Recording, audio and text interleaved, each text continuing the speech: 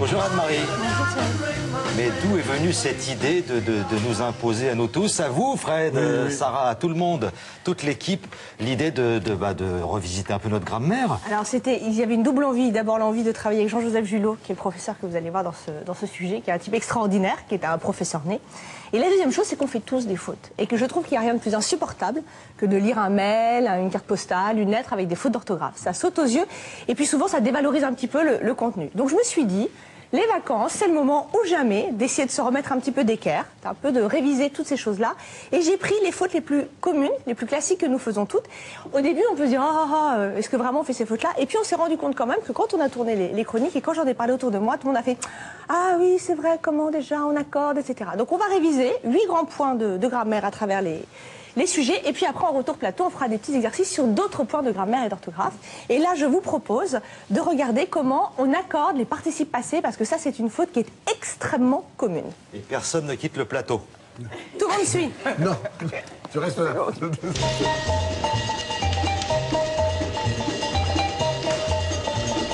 La leçon de grammaire du jour.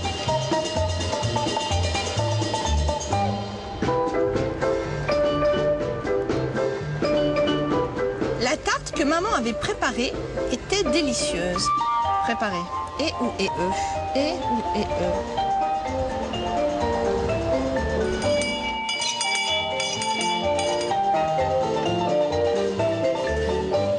Ça suffit, les enfants. Pas? Alors, Anne-Marie, tu viens. Tu voulais me lancer une boulette. Tu veux, moi, je vais te donner une craie. Et maintenant, tu vas écrire le participe passé. On va voir si tu as compris. Alors voilà, dans la phrase, les fleurs que René m'a, alors qu'est-ce que je mets, a offert, sont fanées. Est-ce que tu mets quelque chose? Alors montre maintenant, c'est plus intéressant ça. Hein? Est-ce que tu mets quelque chose? Non. Tu ne mets rien. Bien, tu reposes la craie. Dans la phrase, on a un participe passé, offert, qui est le participe passé du verbe offrir. Je vais chercher comment l'accorder. Parce que, ici, on trouve l'auxiliaire avoir, je vais chercher le complément d'objet direct. René m'a offert quoi? Il m'a offert que, ni pour les fleurs. C'est comme si on disait René m'a offert les fleurs. Les fleurs, c'est placé avant. C'est du féminin pluriel. Le féminin, c'est E. Le pluriel, c'est S. Offerte. Voilà mon participe passé accordé.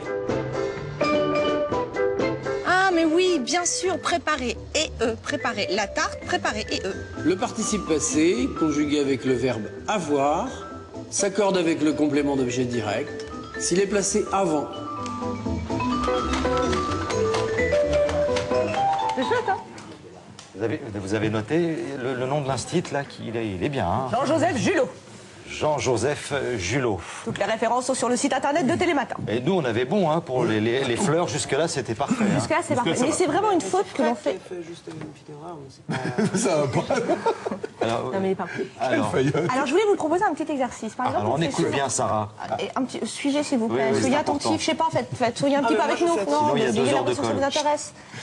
Souvent, on se trompe avec des verbes comme regarder, comme danser, comme fatiguer. Regardez, un exemple. Quand on écrit, par exemple, comment est-ce qu'on écrit fatigué ou fatigant quand c'est un adjectif, quand c'est un participe présent? Fatigant, sa maman, le petit Louis, a été réprimandé par son papa. Charlemagne, qui lui aussi est fatigant, avec sa manie de se battre. Alors, fatigant, sa maman, le petit Louis Ier, a été réprimandé par son papa. Comment est-ce qu'on écrit le fatigant, là? GNT. GNT ou GUANT? Oh là là. GNT? Moi, j'ai révisé, mais pas ça. Et le deuxième, GU. Je suis d'accord. Eh bien, fatigant, UANT. alors, le premier, fatigant sa maman, c'est GUANT. Si, je suis désolée. Parce que fatigant sa maman, on prend le participe présent du verbe fatiguer. C'est pas un adjectif, c'est il est en train de fatiguer sa maman. Donc c'est comme ça qu'on s'en souvient. Et donc on met le U avant le A. Même si ça n'a pas vraiment de sens, puisque G et A, ça fait le son gant quand même. Oui. Mais c'est comme ça que ça permet de différencier. C'est pas la peine faites pas les malins, parce que oui. Combien il y en avait qui avaient trouvé la bonne réponse? Oh là là là là. Et Charlemagne, qui lui aussi est fatigant. Donc comme là, fatigant, c'est un adjectif, c'est considéré, ça qualifie, si vous voulez, Charlemagne, qui est quelqu'un d'extrêmement fatigant. On enlève le U et on met G-A-N-T. Et cette règle s'applique à tous les verbes qui finissent comme ça, par un G, par un son comme ça. Je crois que je vais finir l'été, là. C'est ça. Mais si, non, mais vous allez voir, il y en a parfois qui sont un petit peu plus simples.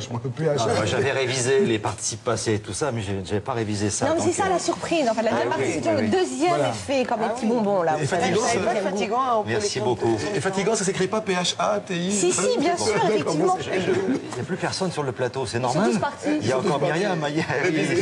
Ils sont fatigués, absolument. C'est trop fatigant, cette émission. Alors,